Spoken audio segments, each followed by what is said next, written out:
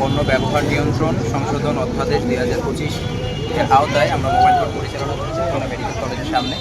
এখানে আমরা দুইজনকে পেয়েছি যারা আপনার ট্যাবে এই বিজ্ঞাপন প্রচার করছিল আমাদের ইয়াং জেনারেশনের মাঝে, এবং তাদেরকে এই তামাকজাত দ্রব্য সিগারেট যেটা আছে এটা ব্যবহার করার জন্য, এটা ভোগ করার জন্য, এটা কনজিউম করার জন্য তারা উৎসাহিত করছিল, যেটা পুরোপুরি এই অধ্যাদেশ অনুযায়ী একটি অপরাধ। এবং সেই অপরাধ সংগঠিত করার কারণে আমরা তাদের দুজনকে 50,000 টাকা করে জরিমানা করেছি।